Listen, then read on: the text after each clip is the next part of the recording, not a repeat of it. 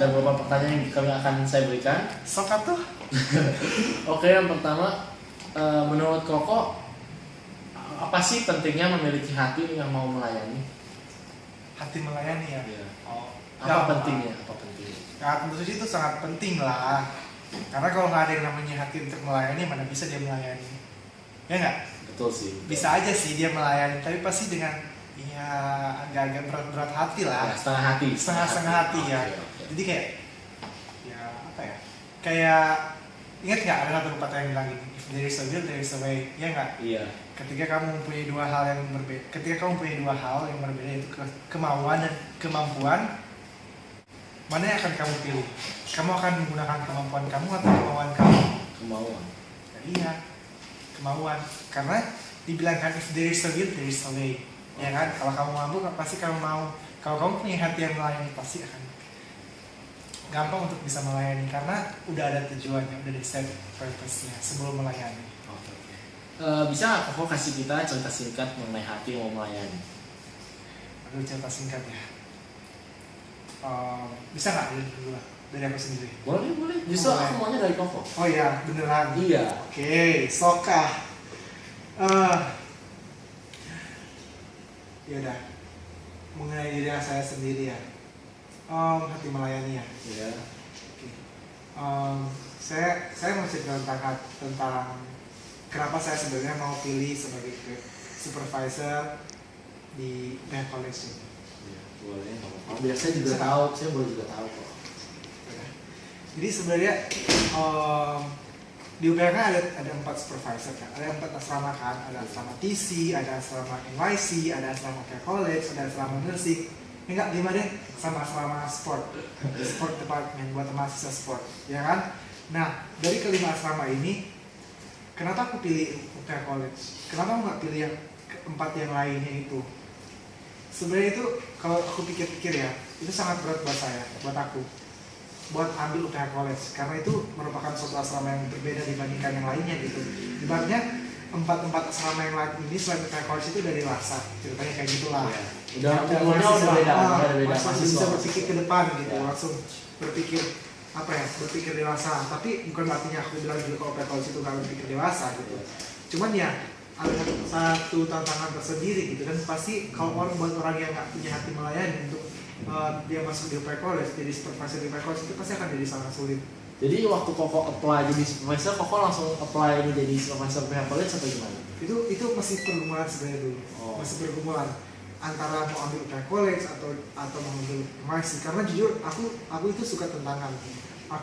Kenapa aku nggak pilih TC? Karena bukan artinya TC itu gimana gitu, cuman karena lebih baik aku mau men-challenge diri saya sendiri, keluar out of my comfort zone. Jadi keluar dari zona nyaman saya sendiri itu gitu. Jadi saya antara dua kemarin dulu mau pilih kalau UPH College atau MIC gitu. Cuma banyak orang bilang kamu di UPH College aja, di UPH College aja supaya kamu bisa belajar untuk bisa mendidik orang, supaya nanti kalau misalkan jadi guru nanti kamu udah bisa udah mempelajari bagaimana cara mendidik anak-anak yang masih muda kayak gini, apalagi mereka yang masih SMA, kayak anak-anak di UPH College kayak gitu.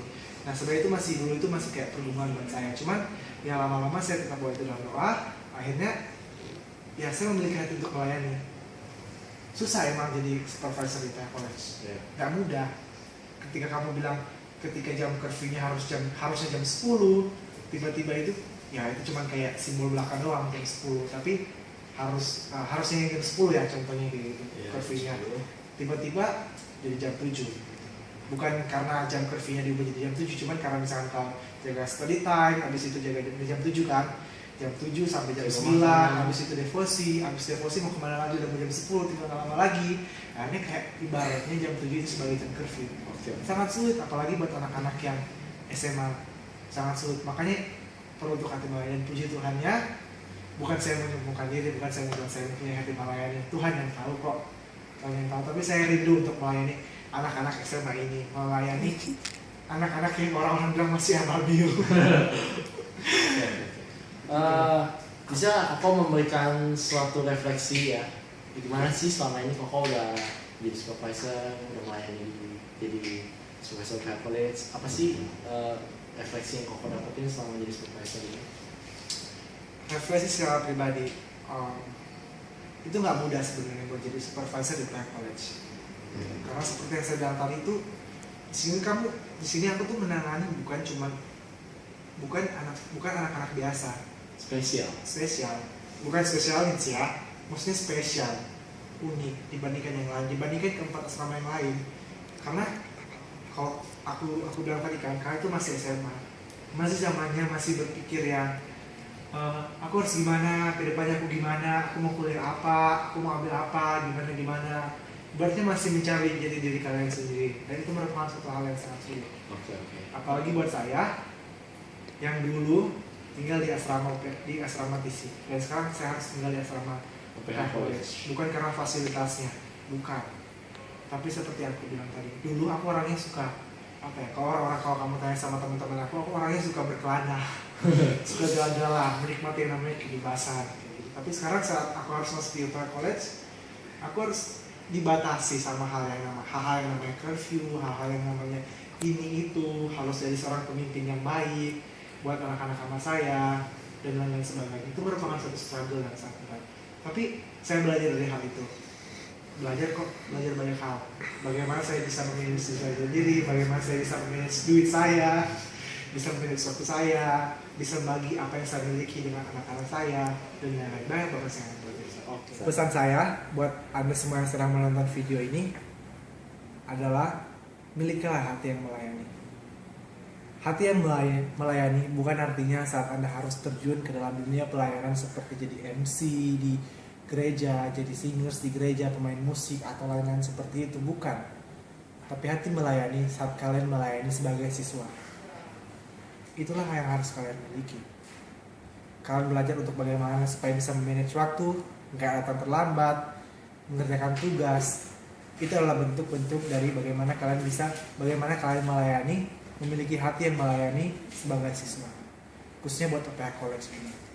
Emang nggak berat, emang nggak susah, emang nggak mudah maksudnya buat memiliki hati melayani. Tapi tetap berdoalah.